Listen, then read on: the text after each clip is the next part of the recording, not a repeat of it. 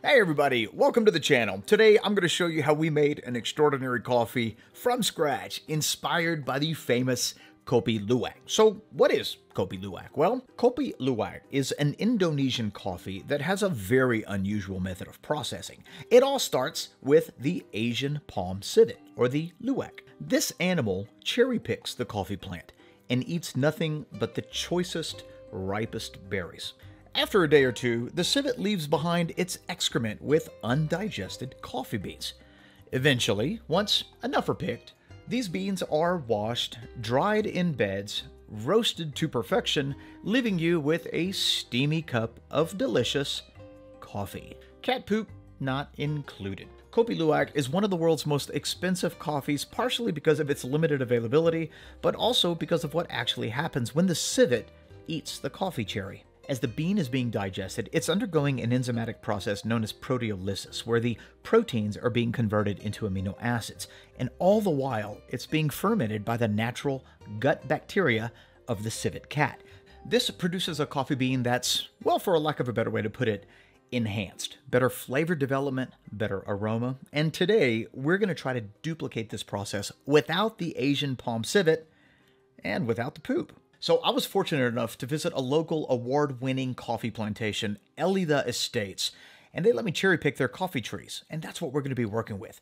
And our first challenge is to replicate the enzymatic process that happens inside the civet. So to make that happen, we're going to be using Koji. Koji is a mold that contains over 50 types of enzymes, but most importantly, amylase and protease, and that's exactly what we're going to be looking for. To prepare our Koji, we're going to pasteurize some rice flour. This is going to act as our medium for our Koji as we sprinkle it all over our coffee beans. While that's cooling down, let me show you where this is going to incubate. Koji grows really well in high humidity and between an 85 and 95 degree temperature. So as we have our humidifier running, we've got a 100-watt incandescent light that's going to be providing us with the heat necessary to grow our Koji. We're going to create a very nice, warm environment. And these are the controllers that we're going to use to make that happen. This first controller is a temperature controller by Inkbird. It controls the temperature inside of our chamber. I've got it set at 90 degrees Fahrenheit, and it toggles the light on and off, keeping the temperature right about where I need it. The second controller is a humidity controller by Inkbird. I've got this controller set at 90%, and this is going to toggle on and off our humidifier, which is going to keep the humidity really high, allowing us to grow Koji. Let's get started. We've got some fresh Koji spores that we just bought, and our rice flour has now cooled to under 100 degrees. We're going to go ahead and add those Koji spores to the rice flour and just give it a little mix. Once we've got that relatively well mixed, I'm going to sprinkle that spore mix directly onto the coffee beans. Now, fresh coffee beans are going to have a sweet, sticky mucus type membrane on the outer part of that coffee. So it's going to allow that spore mix to stick really well to it. But all we're going to do is take that, mix it around, and place it in a sanitized cheesecloth lined pan. I'm going to cover that with some saran wrap, leaving a gap on the right and left side for a little bit of airflow. And we're going to place this inside of our incubation chamber.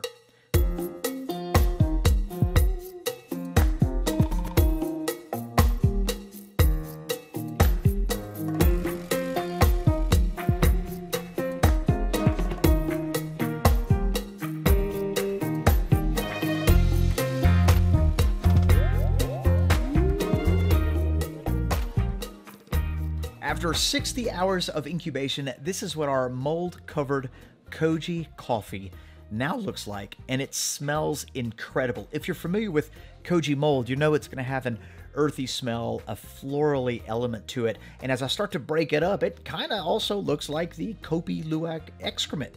So far so good. Everything is working the way that I'm anticipating. We now need to duplicate the bacterial fermentation of the Kopi Luwak coffee. So what we're going to do is we're going to take our mold-covered Koji coffee and we're going to place it inside of a 32-ounce mason jar.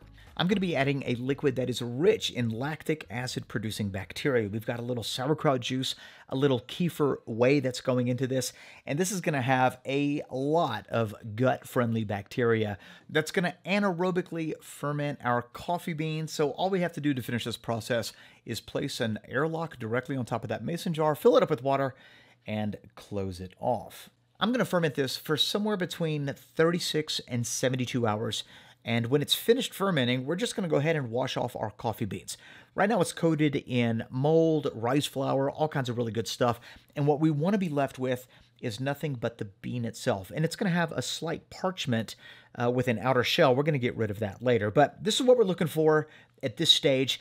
And it's now time to dry our coffee. Traditional methods of drying coffee include putting it on a drying bed. So that's what we're going to do. We're going to take this, place it in our greenhouse for 3 to 4 weeks. And what we're trying to do is lose about 35 to 45% moisture. And this is what our coffee beans look like now that that's been completed. So our coffee has been dried, fermented, and modified enzymatically. We're now going to age our coffee beans for 1 year as we place this into a controlled climate. I'm going to place it in my salami chamber, which happens to be 80% humidity with a 55 degrees Fahrenheit temperature. And there it's going to hang out for 12 months. Now you can let it go a little bit longer. You can go a little bit less if you want, but aging the coffee develops its flavor, equalizes the moisture inside.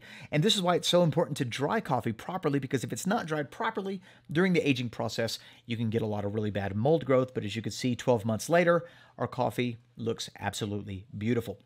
Before we roast our coffee, we have to remove the outer parchment from the bean itself.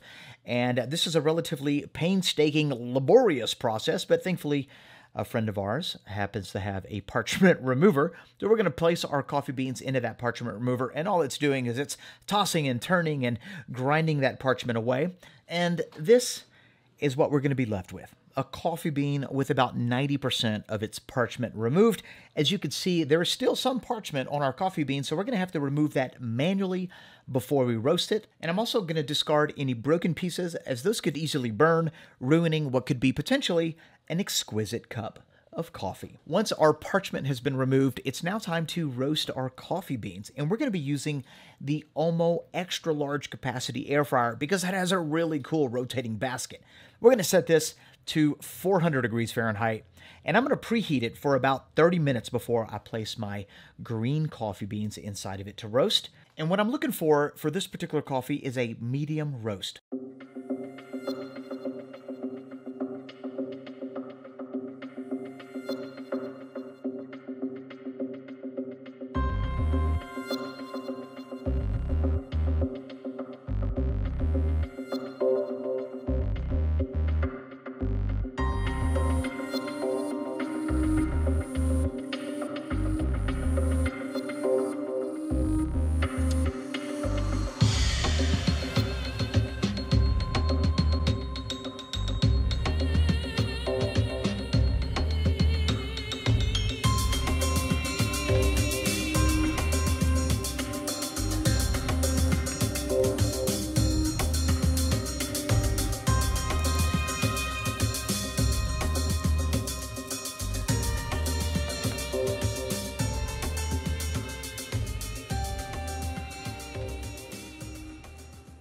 It's been over a year since we've picked this coffee. And if you want to see the original video of our visit to the coffee plantation, be sure to stick around to the very end where I'm going to post a link to that video, where 1 pound of their geisha coffee sold for over $1,000. That's got to be a record or something.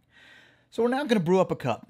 And I got to tell you, the smells coming from this coffee are extraordinary.